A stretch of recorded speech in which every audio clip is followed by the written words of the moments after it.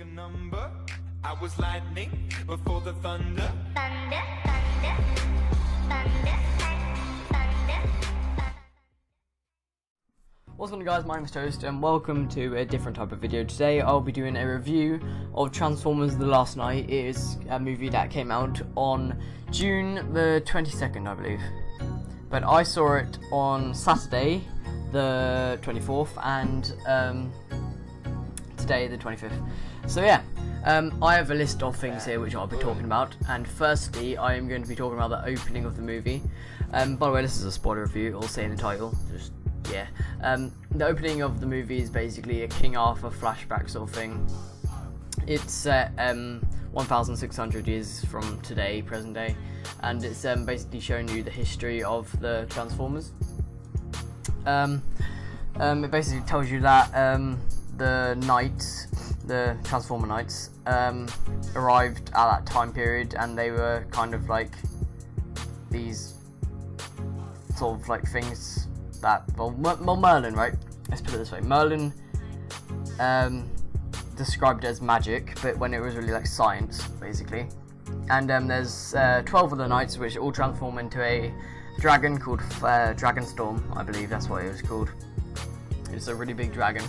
But after that, it cuts to present day. They're in Chicago. It's kind of like aftermath of like the third movie. So yeah. Nextly I'll be talking about, that's not a word. Next I'll be talking about Optimus Prime and what he did in the movie. Honestly, Optimus Prime didn't really do a lot in the movie. He kind of just, he was in like the first bit of the movie for like a few minutes, and then he was at the end, like the last 20 minutes of the movie. But yeah, he had some cool fight scenes. The fight scene with Bumblebee was pretty cool. And speaking of Bumblebee, I'll be next, I can't speak today. I'll be talking about Bumblebee next, yeah. So Bumblebee in this movie is probably my second, or maybe joint first favourite character. He had a lot of funny scenes. Obviously he's good fight scenes with him. He's quite a good fighter. So yeah, and in the movie he gets his voice back at the end. That's quite a big spoiler.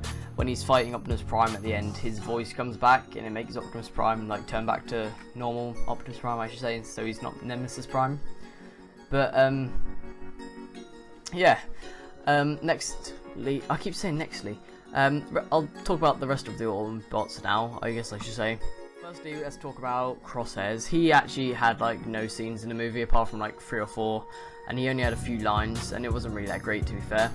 And then we got Hound. Hound had quite a lot of scenes. He had the most out of the other Autobots apart from Bumblebee and Optimus Prime and Cogman. Although Cogman wasn't really a Autobot, but whatever. Hound had quite a few lines and scenes. He was quite good. He was quite funny in the movie. And then Drift had like 3 or 4 scenes, the same as Crosshairs. He didn't say a lot, and he wasn't really in the fight scene in the end. He kind of just disappeared. Nextly, next I'll talk about Cogman. Cogman was pretty cool. Cogman was probably my favourite character in the movie. If you don't know what he looks like, I'll put a picture up now. He's like this psychopath. No, so he's a, what do they call him? A robot ninja butler that's a sociopath, and he was kind of crazy. There's a funny scene in the movie which I'll play now. So yeah, that scene was pretty funny. He has a cool design, and he actually swears a lot in the movie. He says like the S word and all that a lot. But yeah, he was quite funny in the movie. I'll talk about Megatron next. Megatron had a really sick design in this movie. He was more sleeker, and he turned into like a fighter jet. Well, not a fighter jet, but like some sort of cool looking jet. I don't think it was an actual jet we have on Earth or whatever. I think it was like a Cybertronian jet. But he had like this cool faceplate thing which like goes over his face, and it looked pretty cool. The rest of the Decepticons, I think there was a total of 5 of other ones. There was Mohawk, Dreadbot, Nitro Zeus, Barricade, Onslaught. I'm pretty sure that's all of them. I think they showed another 2 more, but then like these Megatron and it was quite funny because they were in like the desert and they got some lawyers and they had these little tables, and Megatron was massive in front of them. But he had a deal that he would hunt down Mark Wahlberg's character, which is K. Diego, if you didn't know. So yeah, and then he got to choose like some Decepticons to get out of prison or whatever. So yeah, They were pretty good. I think my favourite two were Barricade. Barricade's pretty badass, I like him, and Mohawk. He was quite funny. He tends to ride a motorcycle, but he's like really thin looking, scrawny Decepticon. Like at one point he's like running through this abandoned thing, and he's asking if anyone's there, and Bumblebee just shoots him in the face and he dies. So yeah. Speaking of Mark Wahlberg, I'll talk about him next. He was pretty good in the movie. I liked his character. He was quite enjoyable to watch. He was kind of like this like fugitive that was like running away from Cemetery Wind, which were like this group that hunts down Transformers. So yeah, and then his relationship or like chemistry with Laura Haddock, who plays this like Vivian, who's a descendant of Merlin, which is the wizard I talked about earlier. Yeah, she was pretty good in the movie. She also looks quite good. Yeah.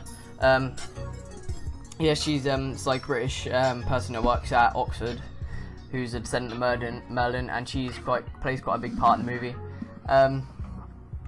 Anthony Hopkins is also in this movie. He's like this. What is he?